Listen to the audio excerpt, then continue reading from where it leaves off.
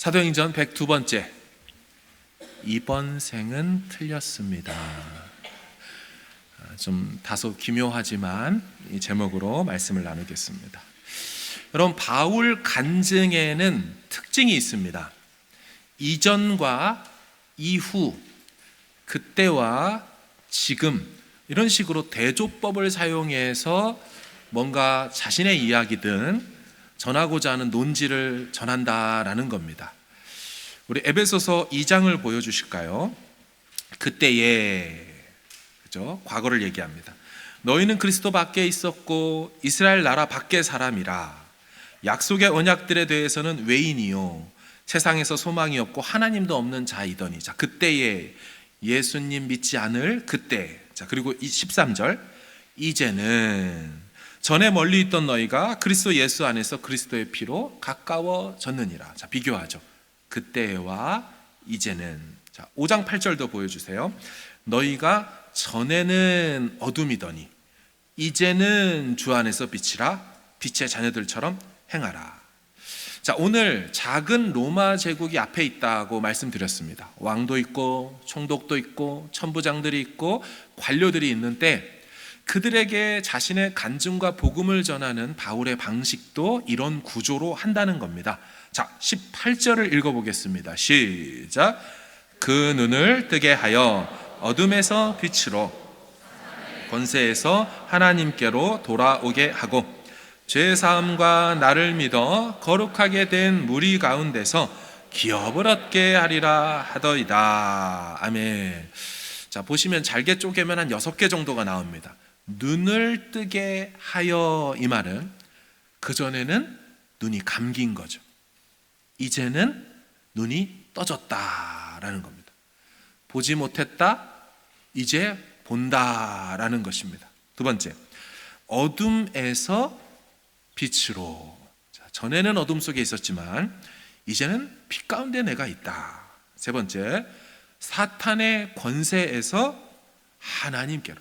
사탄의 영향력, 사탄이 시키는 대로 하는 그 상태에서 이제 하나님 권세로, 하나님의 영향력 아래에 옮겨졌다.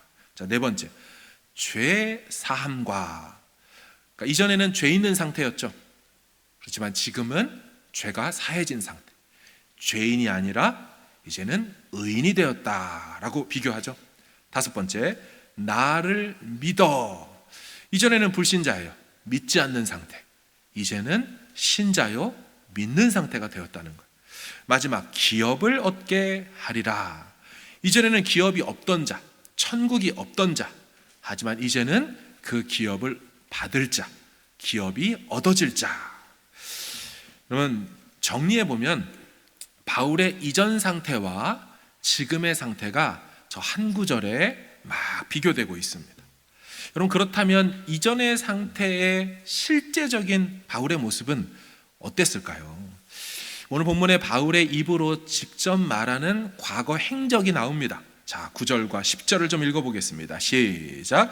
나도 나사렛 예수의 이름을 대적하여 많은 일을 행하여야 될 줄 스스로 생각하고, 예루살렘에서 이런 일을 행하여 대제사장들에게서 권한을 받아가지고 많은 성도를 옥에 가두며 또 죽일 때에 내가 찬성 투표를 하였고. 아멘.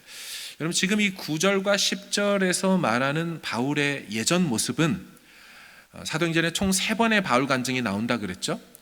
첫 번째인 9장과 두 번째인 22장과 비교도 안 될 정도로 최악의 모습을 설명하고 있습니다. 그 모습은 성도들을 옥에 가두었다. 그리고 죽일 때에, 직역하면 죽음에 처하게 만들 때에 내가 찬성 투표하였다. 당시에도 뭔가 결정을 할 때 투표라는 걸 했습니다. 오늘날은 투표함에 투표 용지를 넣는다면 당시에는요, 돌 2개를 이 투표권자에게 줬습니다.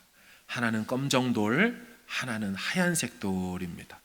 그래서 이 사건에 대해서 유죄다, 죄가 있다 생각하면 검정 돌을 내려놓고요, 무죄라고 생각하면 흰 돌을 내려놓음으로 의사를 표현했습니다. 그래서 찬성 투표를 하였다의 직역이 돌을 내려놓다라고 되어 있습니다. 그러니까 바울은 성도들을 옥에 가두고 죽음에 처하게 할 때 당연하다, 죽어야지, 이렇게 돌을 내려놓으며 찬성했다라는 거예요. 근데 이 같은 행동을 바울이 한 번만 했습니까? 여러분, 우리는 사도행전 7장에 스데반이 죽는 그 한 장면만 보지만 바울이 본인 입으로 뭐라고 말합니까? 많은 성도를 옥에 가두고 죽음에 처하도록 했다. 그 중에 한 명만 기록된 것이지 기록되지 않은 수많은 그리스도인들이 바울에 의해서 그렇게 죽임을 당했다는 것을 알 수가 있습니다. 자, 이것만이 아닙니다. 바울의 이전 모습을 설명을 더 하는데 정말 이 사람 많이 악랄하다라는 생각이 들어요. 자, 11절을 좀 보겠습니다. 시작. 또 모든 회당에서 여러 번 형벌하여 강제로 모독하는 말을 하게 하고 그들에 대하여 심히 격분하여 외국 성에까지 가서 박해하였고. 아멘. 자, 이 사람이 여러 번 형벌을 했다. 직역하면 복수하다, 원한을 갚다예요. 단순히 형벌이 아니라 굉장히 강한 어감으로 하는 거죠. 근데 이게 형벌하여가 그 자체가 목적이 아닙니다. 수단으로 되어 있어요. 진짜 목적은 그 다음 내용입니다. 형벌하여, 형벌함을 통하여 상대로 하여금, 신자로 하여금 모독하는 말을 하게 했다라는 것입니다. 우리 영어 성경을 보여주시면 좀 더 정확하죠? By punishing, 그러니까 형벌함으로, 특별히 40에 하나 감한매인 39대를 채찍이나 매질로 때리는 걸 통하여서 목적하는 바가 있었는데 그게 뭡니까? 앞에 나와 있죠? Make them blasphem이라 그래요. 신성을 모독하게 하는 것. 그러니까 신자들 입장에서는 예수가 하나님의 아들 아닙니까? 하나님이에요. 근데 그분에 대하여 뭐를 시키는 거냐면 때리면서 예수 부정해, 예수 부인해, 예수는 나무에 달려 죽었으니까 저주할 자라고 말해, 이런 식으로 했다는 거예요. 여러분, 우리가 일제강점기 시대에 우리 믿음의 선배들이 그렇게 핍박을 당하면서 예수를 부인하라고 하지 않았죠. 공산당과 지금 북한에서도 그런 일들의 핍박이 있습니다. 근데 이들의 원조가 누구냐면 사울입니다. 사울.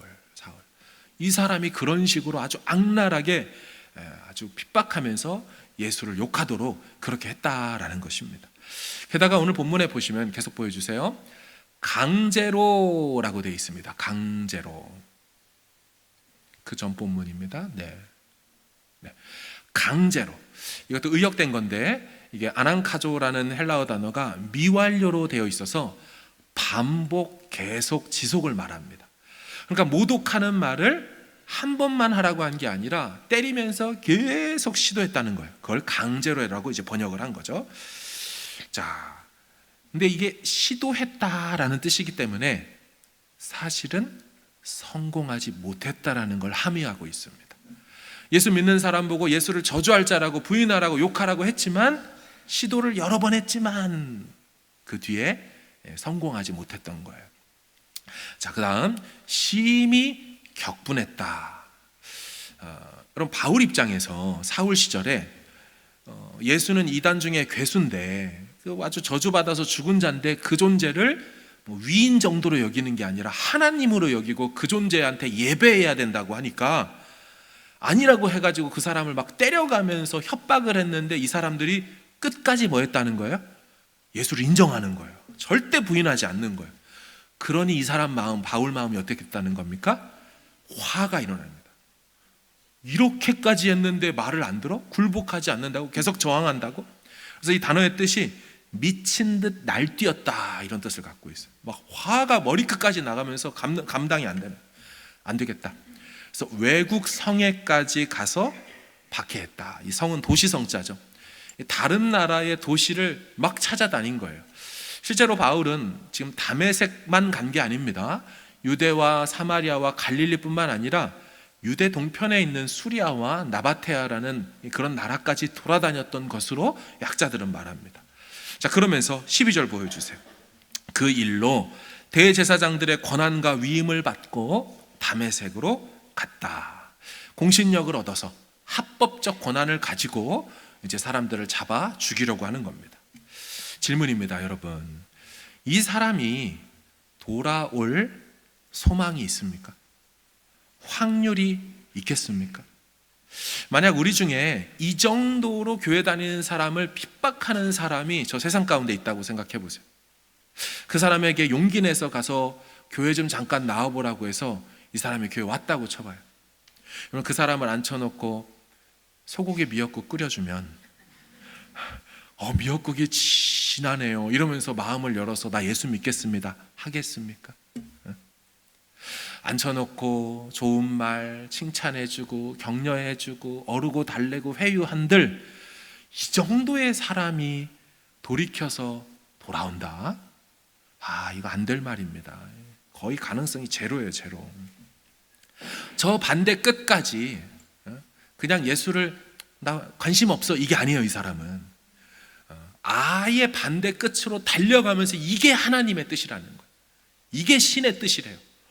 어느 정도 이 근처에 있어야지 요 선을 넘어가지고 데리고 들어오는데 예수 믿는 선의 저 끝에 있는 사람이 지금 한두 마디의 말로 돌아오겠냐고요. 제가 이 장면들을 생각해 보면서 이런 생각이 들었어요. 좀 생뚱맞을 수 있는데 영어 공부에 대한 생각이 들었습니다. 이게 무슨 말일까? 여러분, 영어 생각하면 어떻게 해야 될지 사실 답이 나오는데요. 우리 중에 영어 좀 하시는 분들이 계시지요? 네. 여러분, 몇 년 정도 뉴질랜드에서 사셨습니까? 한 20년 정도 사셨습니까? 이 영어권 나라에서? 그렇다면 영어를 좀 잘하시겠네요. 그죠? 한 20년 살았으니까 영어 잘할 거 아닙니까? 처음에는 저는 뉴질랜드에 온 지 몇 년 되었습니다 이런 말들을 사람들이 곧잘 합니다. 그렇죠? 그러다가 10년이 넘어가게 되면 뉴질랜드 온 지 얼마 되셨어요? 좀 됐어요 라고 몇 년 지났는지 얘기를 안 한다 그래요. 20년 정도 지난 분들에게 몇 년 되셨어요? 물으면 20년입니다 말 안 하고 좀 더 됐어요 이렇게 얘기를 합니다. 근데 30년이 지난 그런 분들에게 뉴질랜드 온 지 얼마나 되셨어요? 그러면 대답을 안 하신다 그래요. 왜 그런지 물어보면 그 정도 살았으니 영어 엄청 잘한다고 생각할까 봐 그 말을 안 한다는 거예요. 영어 공부하시는 분들이 여러 집사님들이 계신 것으로 압니다. 커뮤니티 센터에도 막 방문하시죠. 랭귀지 스쿨 끊어가지고 요일별로 가서 공부합니다. 심지어 개인 튜터를 고용해서 막 이렇게 대화를 하면서 영어를 공부하려고 해요. 그런 분들 제가 몇 분 아는데 어떠십니까? 제가 이 뉴질랜드 와서 본 참 신기한 현상 하나가 있습니다. 영어 이야기만 하면 그렇게 다들 겸손해지세요. 나 영어 좀 한다라고 자랑하는 사람을 만나본 적이 없습니다. 20년, 와, 영어 좀 하시겠네요. 저는 못합니다. 겸손하게. 그래서 제가 이 겸손의 주제를 얘기할 때는 영어 얘기를 해야 되겠구나. 이렇게 모두가 한결같이 겸손할 수가 있을까? 저희 집에 애들이 3명이 있습니다. 첫째는 초등학교 6학년 때 왔어요. 둘째는 4학년 때 오고 막내는 초2 때 왔습니다. 여러분, 이 중에 누가 제일 영어를 잘할 거라고 생각하십니까? 첫째일까요? 예. 셋 중에 비교해보면 역시나 우리가 다 아는 것처럼 막내가 제일 잘해요. 첫째, 둘째도 오클랜드 대학 다니고 칼리지 13이니까 영어 해요. 하지만 물어보면 약간 머릿속에 거치면서 나온다는 거예요. 이렇게 어버버 이렇게. 그런데 셋째는 그냥 얘기합니다. 너무 자연스럽게. 여러분, 왜 그러냐면 더 어린 나이에 왔기 때문에 그런 거죠. 저는 너무 나이 먹어서 왔어요. 제 나이 만 40에 왔어요. 40에. 안 됩니다.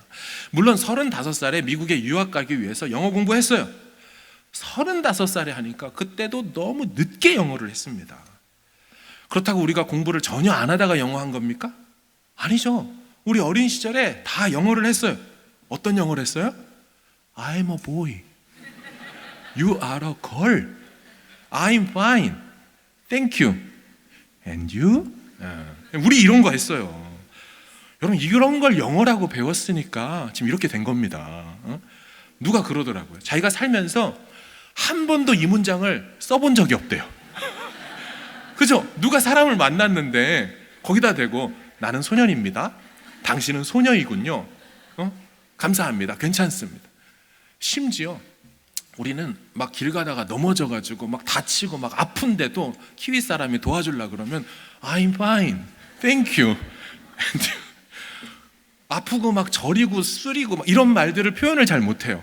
그냥 알고 있는 게 이것밖에 없어요. 항상 I'm fine이에요, 한국 사람들. 저는 고등학교 3학년 때 저희 반 담임 선생님이 영어 선생님이었어요.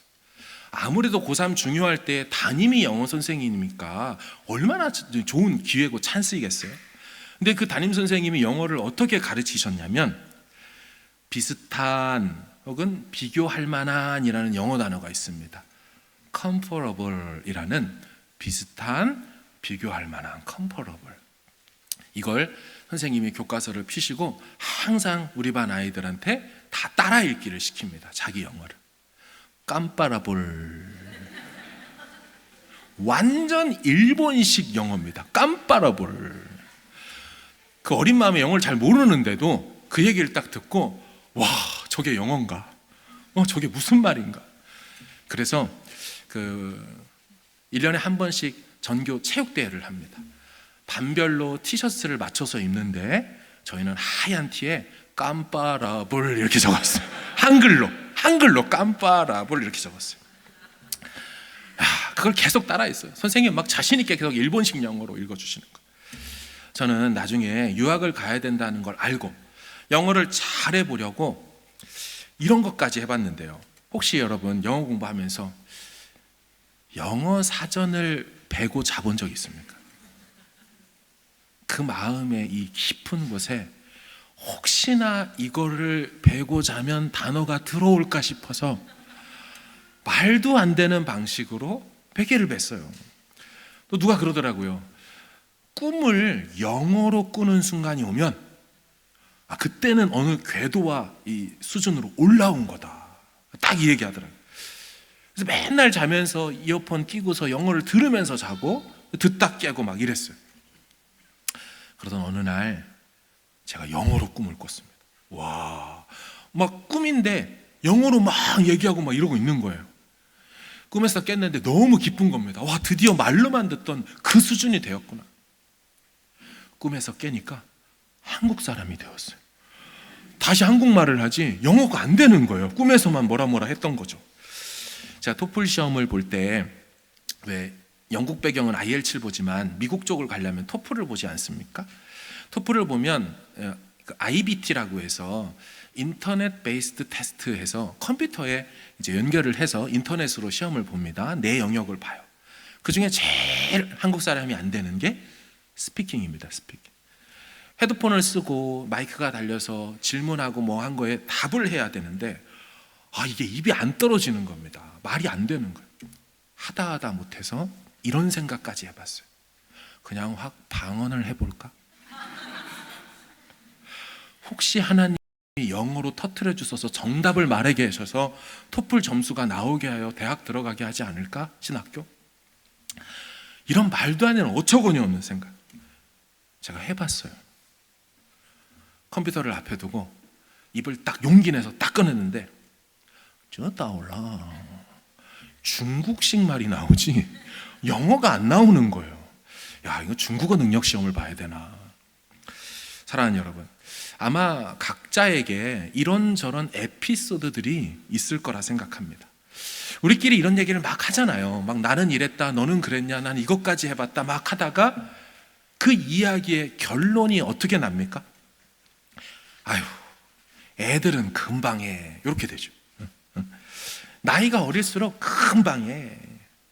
여기서 태어난 애들은 달라. 맞아요. 우리는 안 돼요. 다시 태어나야 합니다. 그걸 성경이 거듭나야 한다라고 말하는 거예요.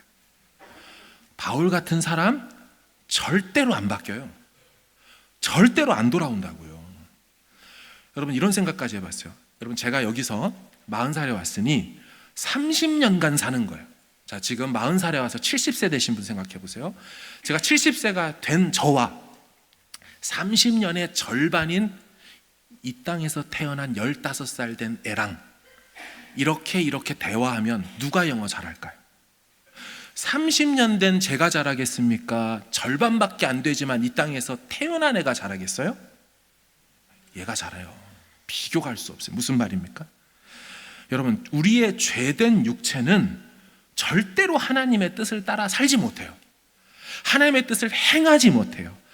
그래서 거듭나야 하는 것입니다. 성령으로 우리를 완전히 새롭게 태어나게 해야 그 삶이 되고 그 영어가 나오는 거지. 옛날 생각, 옛날 죄된 마음으로는 안 돼요. 여러분 바울이 이걸 너무나 잘 알고 있어요. 그래서 로마서의 8장을 보여주실까요? 이런 말을 합니다. 육신의 생각은 하나님과 원수가 되나니 이는 육신에 속한 생각으로는 불신자의 상태로는 뭐래요? 하나님의 법에 굴복하지 아니할 뿐 아니라. 여러분 밖에 있는 사람들이 하나님의 뜻이라고 얘기하면 예 순종할게요 하겠어요? 안 합니다. 두 번째, 할 수도 없습니다. 생각도 없지만 하려고 한다 손치더라도 해낼 수가 없어요. 8절, 육신에 있는 자들은 하나님을 기쁘시게 할 수 없어요. 이렇게 살면 하나님이 기뻐하십니다. 뭐래? 나랑 뭔 상관? 그들은 아예 관심이 없다니까요. 아예. 자, 고린도전서 2장도 보세요. 시작. 육에 속한 사람은 받지 아니하나니 이는 그것들이 그에게는 어리석게 보임이요 또 그는 그것들을 알 수도 없나니 그러한 일은 영적으로 분별되기 때문이라. 아멘. 하나님의 성령의 일들이 있다고 해도 그걸 내 일로 받고 내가 하겠다고 수납하는 일이 없다는 거예요. 그런 얘기 우리가 아무리 해봤자 나 교회 갔는데 은혜 받았어. 하나님 너무 좋아. 하나님 이렇게 일하셔. 이런 얘기 그들이 듣기에는 어리석어 보입니다. 말이 되냐? 기도한다고 되나? 보이지도 않는 하나님이 있어?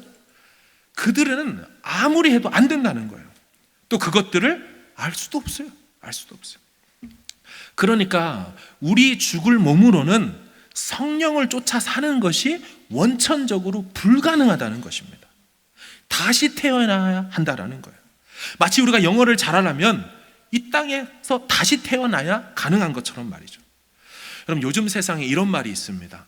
너무너무 절망적인 상황을 비유처럼 하는 말이 이번 생은 틀렸어. 많이 들어보셨죠?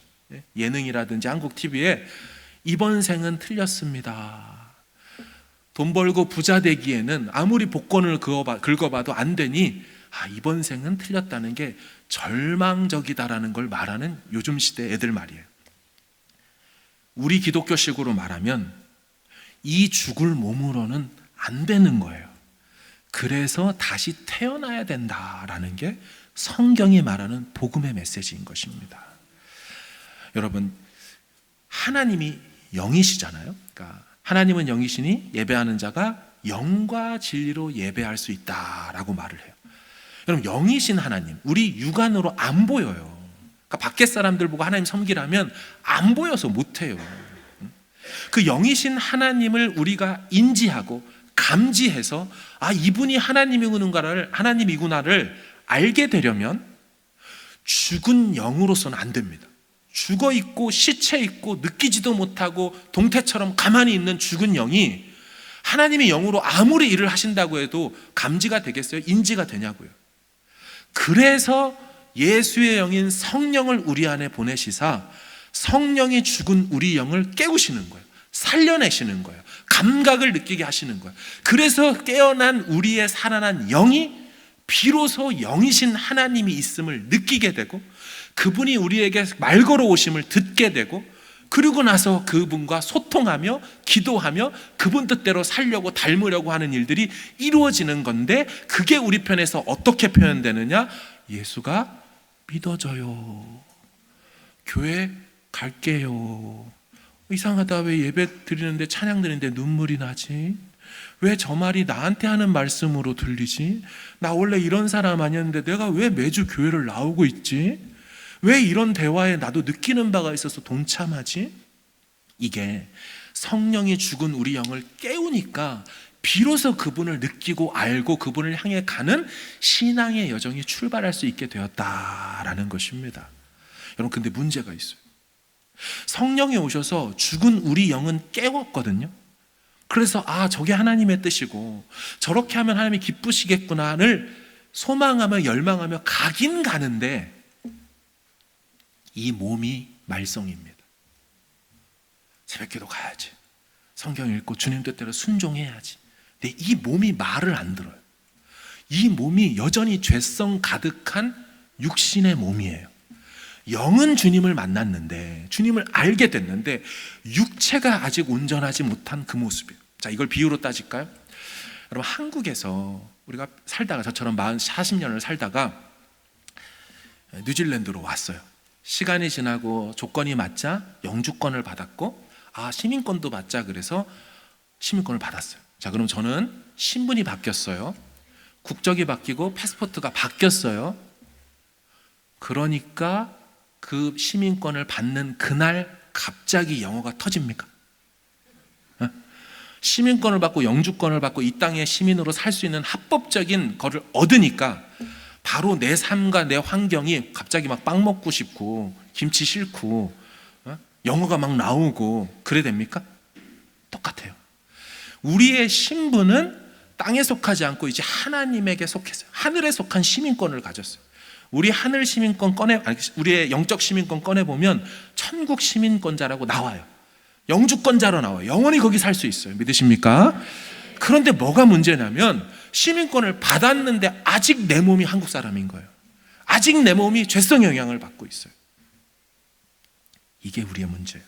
그래서 지금 바울이 하는 얘기가 뭡니까?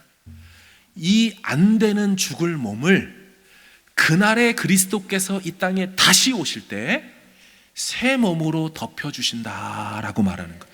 부활체, 죽지 않고 죄짓지 않는 몸으로, 영원히 살 수 있는 몸으로 그렇게 하겠다. 여러분, 우리는 지금 어떤 딜레마가 있습니까? 신앙생활하면서 성령이 들어오셔서 그 하나님의 뜻을 알게 되므로 애를 쓰며 노력하면, 바울 같은 경우는 자신의 몸을 쳐서 복종시킴으로 나는 날마다 죽어짐을 경험하면서 하나님의 뜻을 따라 살아가고 있다는 거예요. 그죠?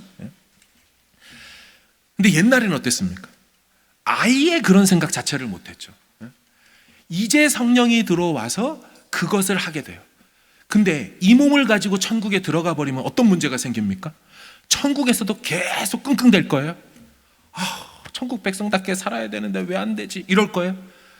그거 끝내시려고 우리의 이런 몸을 벗고 예수 그리스도의 완전한 부활체, 그러니까 생각만 하고 그냥 본성이 따르는 대로 행동하는데도 그게 하나님의 뜻이 되어버리는 그런 새 본성의 새 육체로 바꿔주시는 일이 바로 주님 오실 때 부활체를 입는 일이 되는 줄로 믿습니다. 그래서 우리에게 소망이 있는 거예요. 하나님, 나는 왜 이 땅에 살면서도 하나님 뜻을 못 행할까요? 육신이 약해갖고 맨날 넘어지고 자빠질까요? 그래서 우리가 포기하는 게 아니라 이런 내 몸을 쳐서 복종시키며 완성될 그 몸을, 완성될 그날에 들어갈 그때를 바라보며 포기하지 않고 계속 주님을 향하여 그 나라에 이를 때까지 달려가야 되는 것이 건강한 우리의 신앙생활의 방향이요 태도가 될 줄 믿습니다.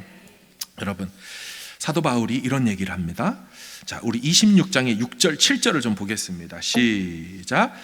이제도 여기 서서 신문 받는 것은 하나님이 우리 조상에게 약속하신 것을 바라는 까닭이니. 7절.